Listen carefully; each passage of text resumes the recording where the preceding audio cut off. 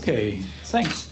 So you said that this was a talk that you gave 2 years ago. This is actually worse. This is a talk that is very similar to one that I gave half a year ago at the Many Electrons conference. But I will try to put the emphasis onto a couple of different aspects, in particular technical aspects that I think are universally useful.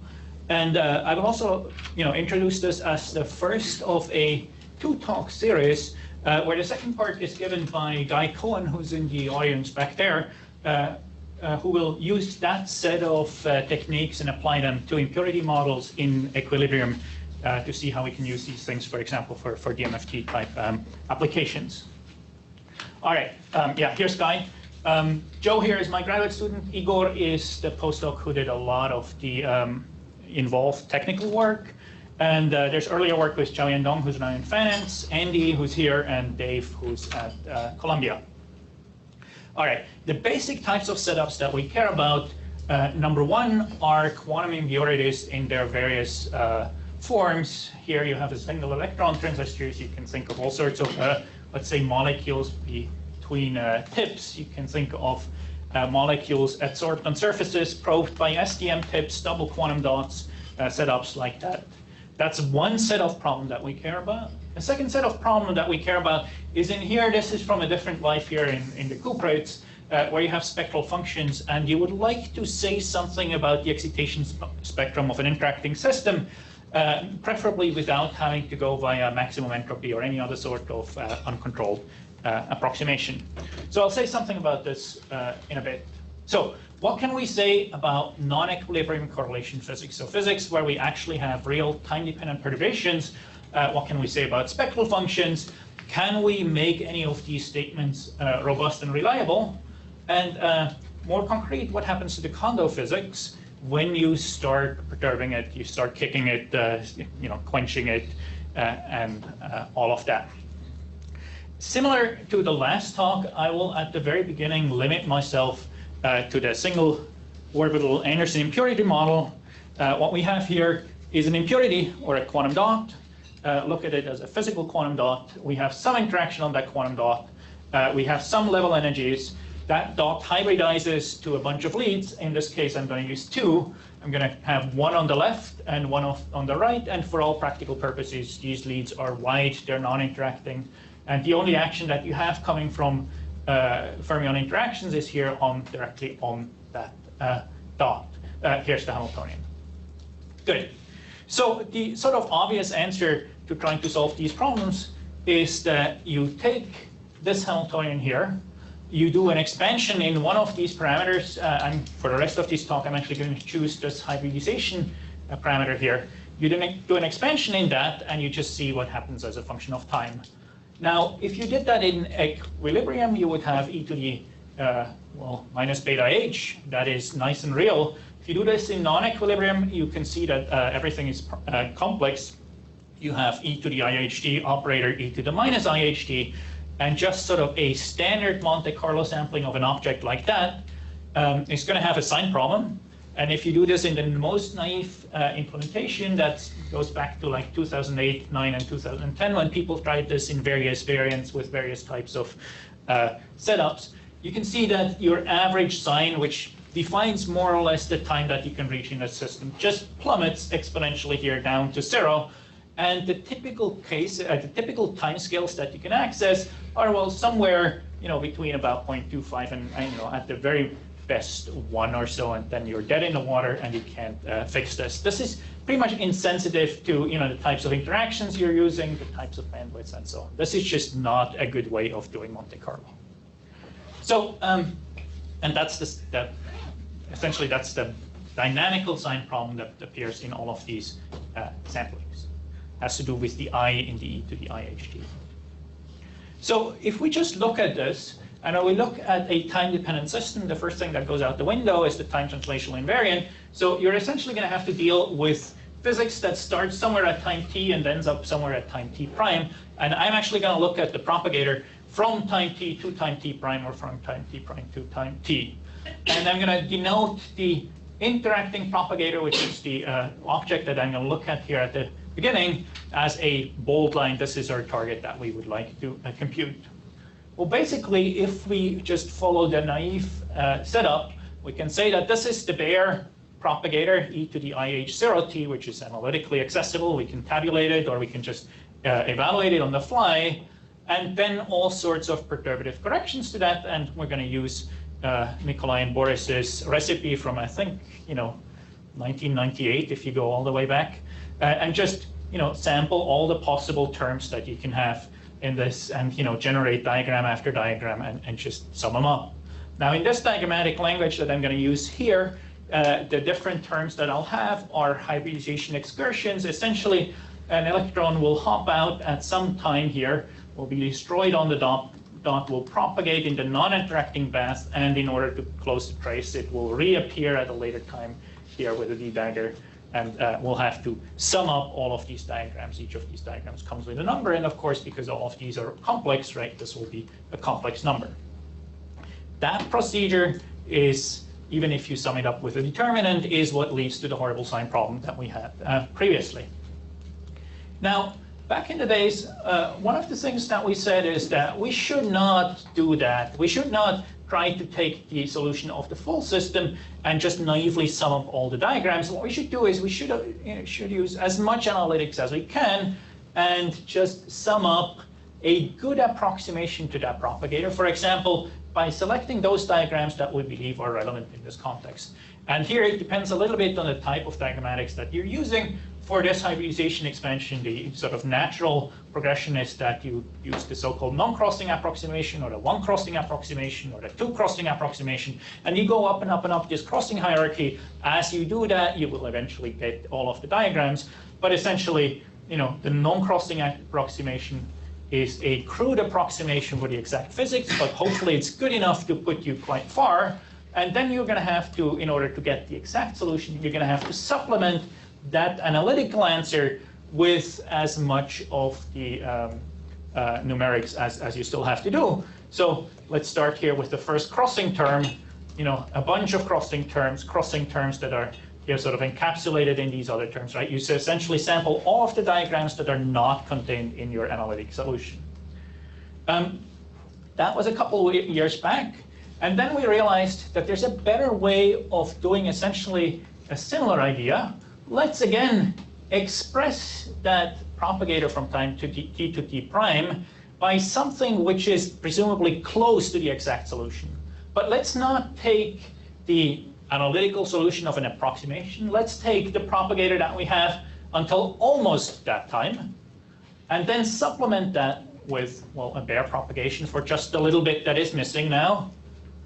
Well, bare propagation plus one of those excursions, or an excursion that goes back in time, or that goes back a couple of times, right? But when you do that, you realize that in order to sum up all of these diagrams, what you need to do is you need to sample all of the diagrams that are either exclusively contained in here, or that are somehow crossing with something that connects to the back over here. And that gives you a straightforward numerical procedure of filtering these diagrams, and then of computing that propagator from time t to t prime, given that you already know a propagator for a slightly smaller time, and in fact all of the intermediate propagators that are for the smaller times in between t and this final time that I have, I called it t arrow over here. Now, doing that actually introduces a complication into the system. This is an algorithm that's intrinsically based on causality, right? We're starting from a small time, and of course, larger times are never going to have to be able to influence the smaller time, and this is here real-time propagation. But in order to get the longer times, we have to know the smaller times. So you can see that if we just have here the times, here I have the forward contour, the Matsubara branch, and the backward contour over here. If we are interested in times, let's say, between propagators between time t1 and t2, then what we'll need are all the propagators that are on all the times in between, and we can use that to take that propagator and just extend it a little bit in time. In this case, the little bit in time is forward in time. And that introduces a dependency in all of this, and it means that essentially we're starting from very short times, which we just kill by doing the bare sampling of all the diagrams the same way that we did it before. For very short times, there's going to be a sign problem, but we know how to control that sign problem. We'll just deal with it. And then once we have these, we extend our contour by a little bit, and we use the results that we have for the smaller propagators to get the larger propagators, and we'll use the results for these to get the propagators at longer times, and at longer times, and at longer times, and so on, all the way until we have the full propagator for the full system. Once we have the propagator for the entire system, we're in the position to compute static observables like densities and populations and things like that. In order to get to Green's functions, we need to do a modification of that, but that's a technical thing, and I'm not going to explain that in detail. So what you see here is that what we have done is we have taken a problem that was a huge Monte-Carlo simulation of something that had a horrible sign problem, and we've chopped it up into very, very many small interdependent Monte-Carlo problems that in practice take no longer than 30 seconds, right? So what we'll do on a computer is we'll do the small calculations, we'll go a little bit forward, do the bigger calculations, and so on. And in this way, inch along the propagators, sort of like an inchworm, crawl up and down this Keldysh contour until we know the diagrams for all of our times. All right, so this is where I would like to sort of put a quick barrier and talk a little bit about runtime systems. So the types of parallelization schemes that we're typically using in our community are twofold. So first of all, we use MPI, the message passing interface. That is essentially a way of manually sending messages from somewhere on your computer to somewhere else in your computer. This here scales very nicely to very large numbers of machines, but when you're coding up communications, and in particular interdependencies, things here can get complicated, right? Because you have to explicitly take care of sending messages. Within a box, we have OpenMP, right? Threading algorithms. Communications is usually very fast. We don't really need to worry that much about communication times or things like that. And we have threading libraries sort of for general purpose. Runtime systems are a new approach to try to deal with interdependencies between different types of jobs. So in problems like this Inchworm problem here, we have hundreds, if not thousands, of tightly coupled interdependent jobs. And coding up an MPI scheme to take care of this is an absolute nightmare. So what we'll do is we'll go to the data scientists and we'll ask them for their techniques, and they have ways of defining interdependencies between different jobs and asynchronously scheduling these and just letting the computer, or in this case the runtime system, worry about which type of job is going to run on which type of core or which type of computer, and how different data dependencies are scheduled on the finite resources that you have available.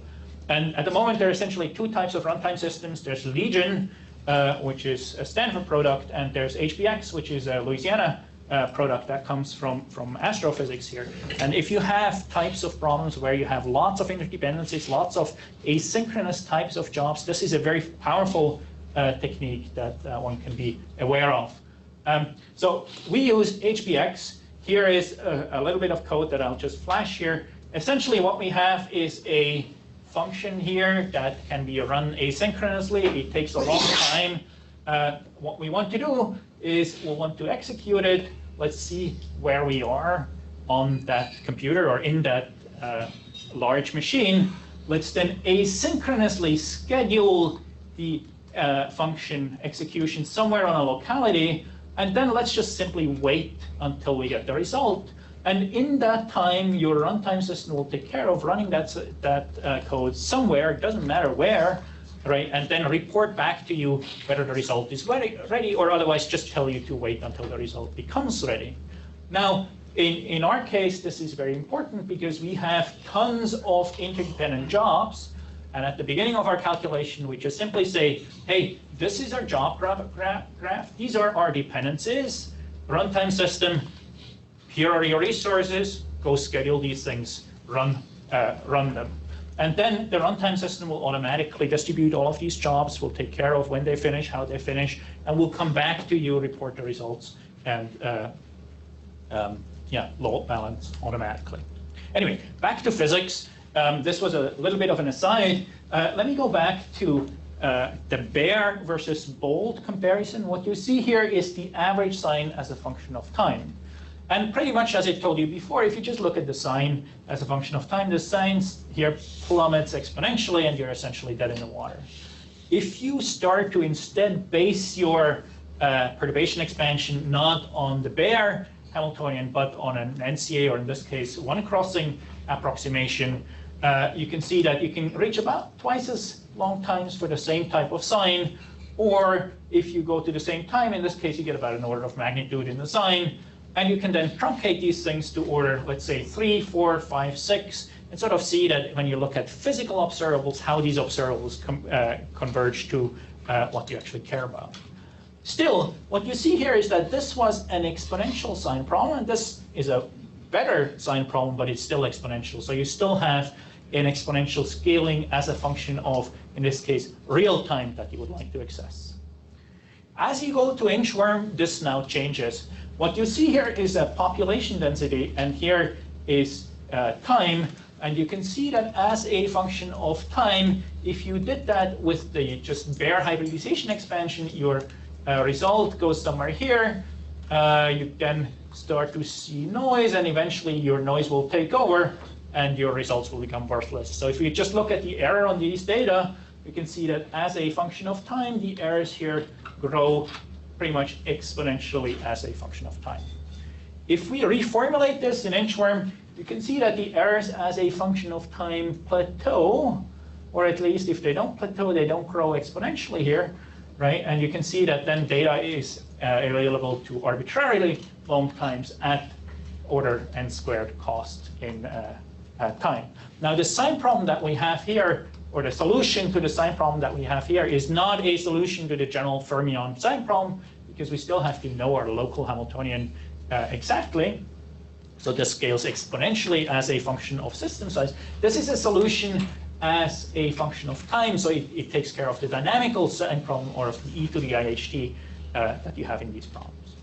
All right, so with that, we are now able to go to much, much longer times, and that allows us to look at all sorts of things. So here are a couple of examples.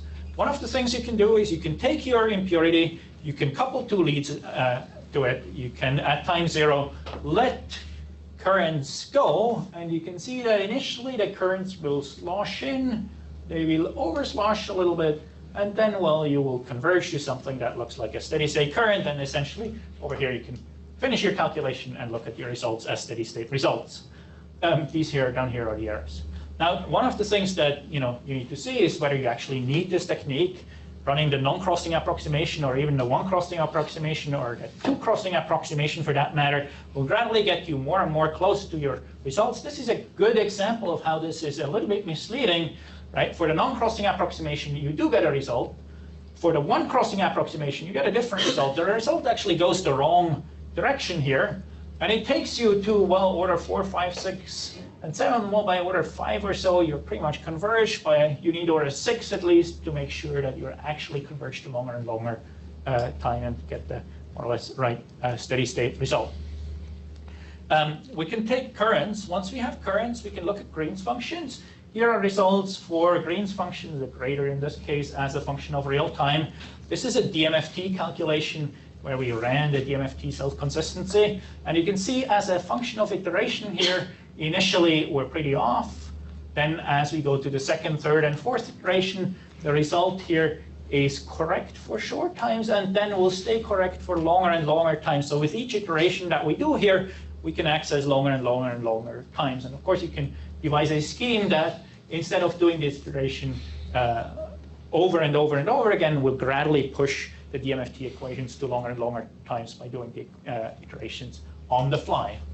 So Green's functions give us access to DMFT. Once we have DMFT, we can go back to, well, what Antoine and Gabi did many years ago, and we can just simply ask what happens to the single orbital Anderson impurity, or single side DMFT, as you, let's say, take a semicircular density of states as you go around in phase space.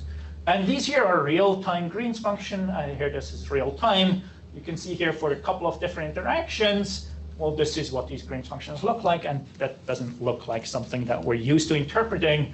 You can see it actually here. This is a metallic region. As we go lower and lower in temperature, well, the Green's functions, they do change. Something like this here, they sort of go down a little bit as we go to lower and lower temperature. All of that is not that intuitive.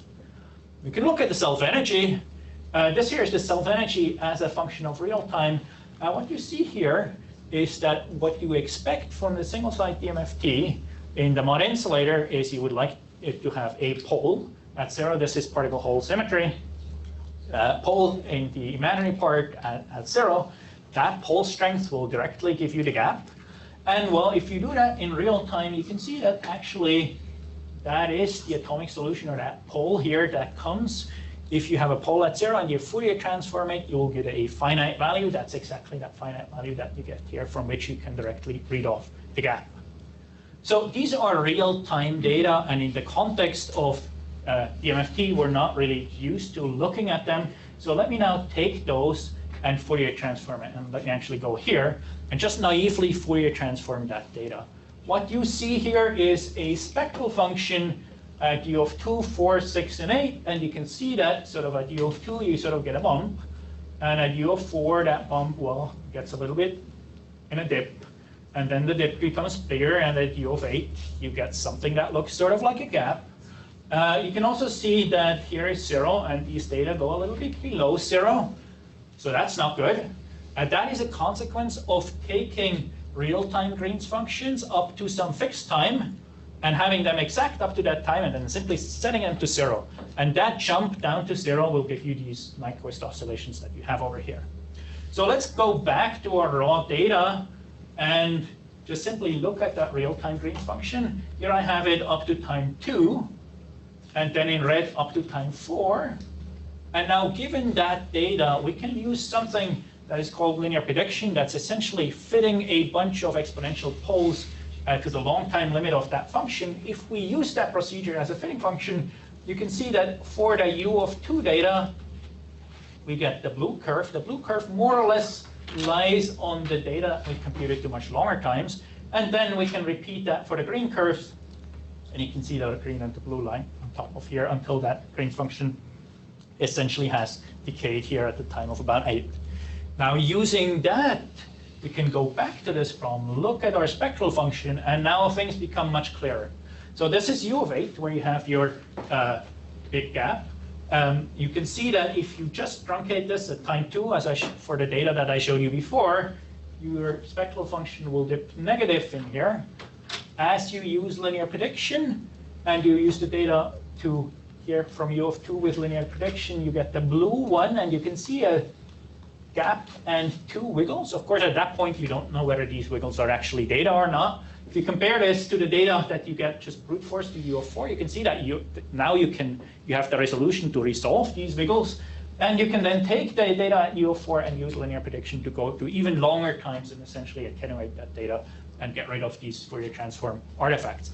And that is now a machinery that allows us to take this type of real-time Green's function formalism and use it in order to extract spectral function and then analyze things like single-site DMFT or other types of interacting Green's functions. Now, one of the interesting things that we can do here is we can essentially go with DMFT into some part of parameter space. Like in this case, we're starting somewhere deep in the insulator, and I've ripped that. Oh, there's a citation missing here. I've ripped that out of a Physics Today article that sort of tells you, very approximately what the single-site DMFT picture of that is. You have a mod insulator, you have an upper and lower Howard band, and as we switch on our time here, you can see that initially we have a very bad resolution, but by time of about 5 in these units or so, we're starting to actually see the upper and lower Howard band. And then by time 10 in this unit, we flip a switch and we take our interaction and we simply ramp it down from u of 8, which is deep in the insulator, to u of 2, which is deep in the middle. And you can see that on a very short time scale, you can actually see then our spectral function coming up and building the metallic spectral function, right? So that gives us access to now time-dependent DMFT and time-dependent spectral functions. All right. More importantly than that, I showed you previously what the Green's functions looked like as we lower temperature in the middle, and you saw that, you know, these were sort of curves that were lying on top of each other. There was not that much difference. But if you now go and you use this technology to actually look at what the Green's functions are doing and what the spectral functions are doing, you can see that at high temperature, you essentially just have this boring sort of dip here. It's a metallic system. As you then go and you lower your temperature, you start building out this coherence peak, this quasiparticle peak, right? And as you go to even lower temperatures, that peak actually becomes, you know, narrower and sharper and grows and so on. So this is now the establishment of a quasiparticle peak. All of this is without any sort of maximum entropy contribution. And in fact, we can take this technology and we can go, this is now a slightly different system, and out of old results that are much, much older than that, we can take this system and we can now assign error bars onto spectral functions. So here you see a Kondo peak, a voltage split Kondo peak. This is not deep in the Kondo regime. This is actually at fairly high temperature, sort of at the crossover into the Kondo regime, but it's low enough in temperature that you can see that when you switch off any sort of voltage and you just simply probe what the spectral function looks like at long times, then you see something that has a clear hump at 0. And you can see that this clear hump is there outside of error bars because these are the error bars that we actually have on our data. As we then couple this to leads, and as we let these leads have different voltages, and propagate this to the steady state, you can see that initially you're just destroying your Kondo peak. You're suppressing the height of that Kondo peak. You're making it more incoherent and broader. But eventually, that peak turns into a dip, and you're resolving 2 side peaks here for large enough voltages. And that is the voltage splitting of the Kondo peak. All right.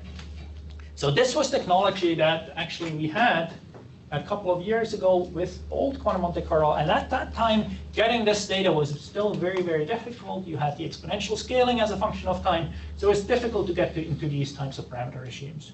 With the current technology, with the Inchworm quantum Monte-Carlo, you can see that we can do this to much longer times, and now for spectral functions that are not sort of on the verge of the Kondo regime, but actually deep inside of the Kondo regime. And this is what you're seeing here. If we have a very, very tiny voltage, you can see that initially, well, we start from a decoupled quantum dot. So initially, charge sloshes in, over sloshes a little bit. There's a very bad resolution. But as time progresses, you can see that there's this single Kondo peak at 0 voltage being built up that becomes very, very sharp. And then as we start adding a voltage, first a small one, and then a bigger and bigger and bigger one, you can see that that Kondo peak initially establishes, and then after some characteristic time, you take that single established Kondo peak and you split it into 2 side peaks here, and that then is your steady state spectral function that has a clear, you know, double peak structure. As you ramp up your voltage, those peaks go farther and farther away. The splitting occurs earlier and earlier until, if you ramp up your voltage far enough, you can actually see that these peaks here go right away, right? And you have no time to resolve the initial unsplit Kondo peak that you have in the middle there. All right, so that now really allows us to go deep into the Kondo regime to analyze those spectral functions and to see what happens to them as a function of time, both at fairly high temperature and then at fairly low temperatures deep in the Kondo. All right. I think with that, I'm actually essentially out of time. I just want to briefly here flash something that we did recently. Mainly, Guy is the one who did that work. The basic idea here is that with all of this diagrammatics, you have a lot of access to what is happening with the physics of the quantum dot. In particular, we can ask, what is the probability that the dot occupancy changed by delta n, plus or minus 1 electrons, plus or 2 or minus 2 electrons at time t. So this is a probability distribution function, and it just so turns out that that probability distribution function is related to a different quantity z here. If I know p, I can compute z. If I know z, I can compute p. And the knowledge of z here gives access to p, as well as to all of the moments, the cumulants, the waiting time distributions, and all of that. And that business is called full counting statistics. Essentially gives you access to what happens to the noise of your quantum dot. So now we're not just looking at spectral functions, we're not just looking at currents, we're actually looking at the noise of those currents. And with that, we can get a whole bunch of, I'm out of time, let me just skip this. We can get access to a whole bunch of interesting physics here, Fano factors, here cumulants, second moments, and with that, I'm coming to my outlook. I believe that where we are is somewhere like where we were with DMFT back in equilibrium in 2005. The questions are not, is what I'm seeing an artifact of my impurity solver, right? We really have now the tools to look at these equations with numerically exact impurity solvers, and we can start to ask difficult questions, in particular also about out of equilibrium, really time-dependent physics, not just about steady state. There are two routes, right? There's the impurity route where we can do transport, we can do correlations, we can look at noise, we can look at quantum dots, and that sort of replaces the NCA, OCA, whatever type CA approximate techniques that people were using before. And on the other hand, we have the materials route where we have DMFT and beyond DMFT type approaches, where we now have the open questions of how do we add more physics to that? How do we go to multi-orbitals, multi-bands, larger systems, and anything like that? One of the take-home messages is that in non-equilibrium, a lot of the approximate methods are misleading or very imprecise. A reason for that is that in equilibrium, you often make these things obey conservation laws. Those are just not there. They don't quite fit, so you're really driving without seatbelt. It may just be good, but very often you need to actually do an exact calculation in order to figure out whether the approximate calculation is right. All right, and with that, I hope I could show you a little bit about our technology. We are in a point where we can get Green's functions, we can get currents, we can get noise of, or we can get errors that scale quadratically in time. We can get spectral functions at steady state, and we can finally get rid of Maxent in at least some of the simple situations without compromising on the types of approximations that we're making here. All right, questions?